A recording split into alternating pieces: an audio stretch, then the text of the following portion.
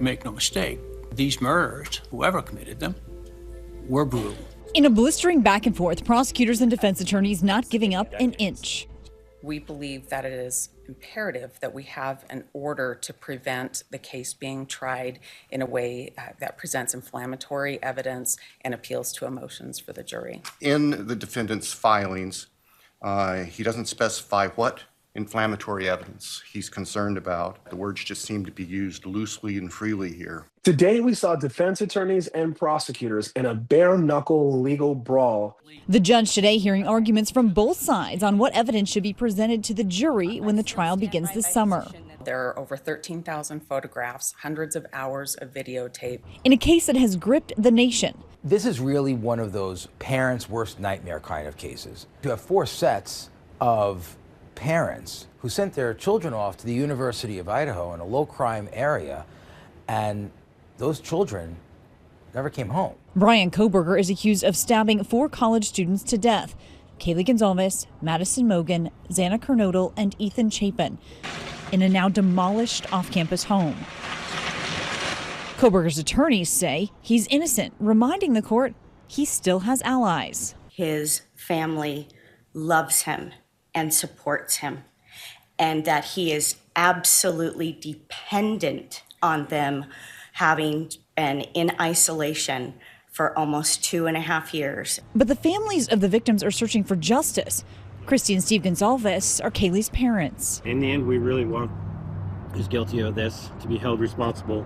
And we think we've got that person ready to pin down. Among the key evidence for prosecutors is Kohberger's Amazon purchase history, which the defense says is an account shared by his whole family. The argument about the Amazon purchase is that that was prior to November 13th, 2022, for the purpose of making a plan. Prosecutors say Kohberger purchased a K-bar knife like this from Amazon, along with a sharpener and a sheath.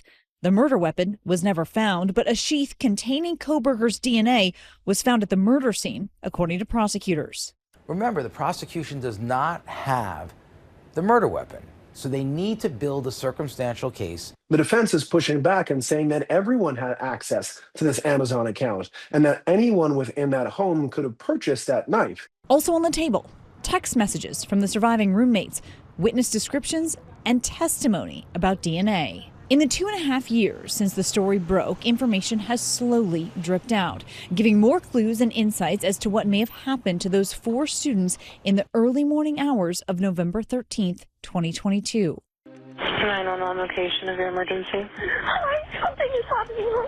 Last month, chilling new audio obtained by ABC News of a surviving roommate calling 911, what turned out to be nearly 8 hours after their 4 friends were stabbed to death. Something happened in our house. We don't know what. What is the address of the emergency? 1122.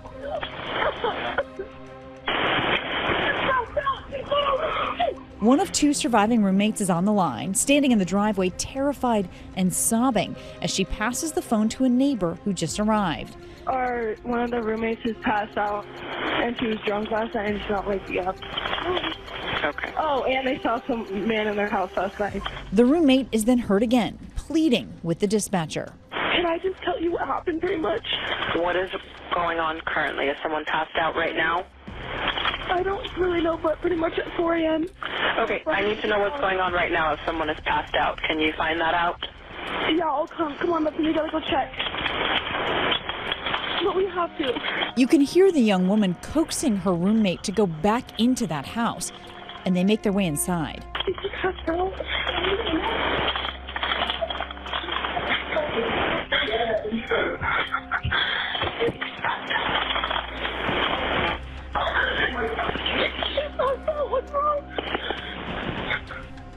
She's not waking up. You can hear the anguish.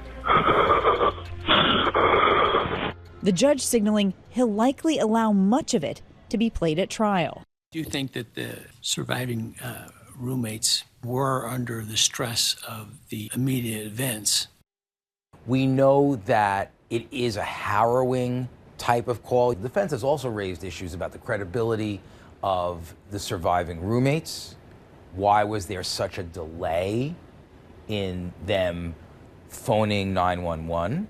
It's hours from the time that there was some recognition that something bad was going on inside the house. Previous court filings also include this 12-page paper Kohberger allegedly wrote in 2020 at DeSales University, where he was earning his master's in criminal justice. Kohberger describing how he'd investigate a deadly crime scene, reminding himself to avoid contaminating the scene with latent fingerprints. And of the hypothetical female victim, the paper asks, are there multiple stab wounds? And theorizes, is there any sign of forced entry to the home? If there is not, it may be suggested that the woman knew her killer. The defense in court today pushing back. Well, when in the self-authenticating pleading that the state filed about the DeSales document, they indicated that that shows that he has knowledge of cleaning up a crime scene.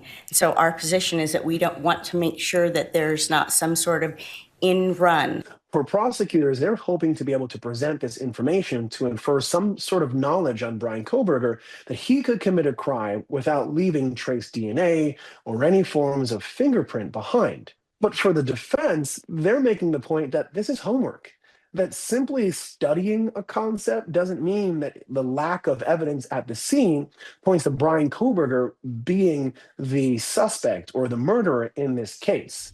There have also been transcripts released showing the time-stamped text messages between the two survivors after one told authorities she saw a man clad in black in the home at the time of the murders.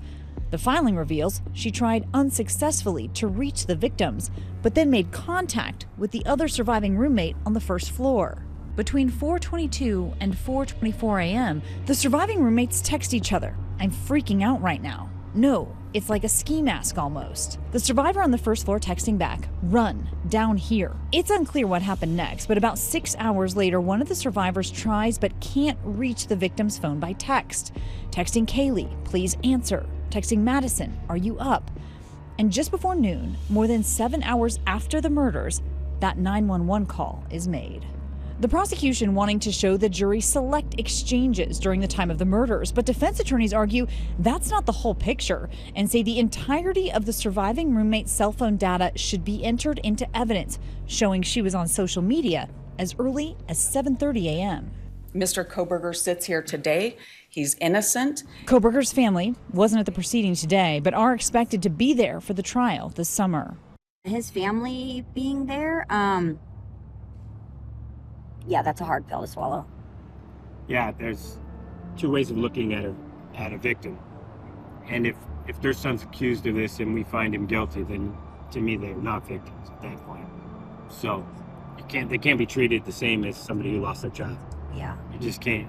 I mean, if they lose him to the prison system, being locked away for the rest of his life, they could still write him, they could still talk to him.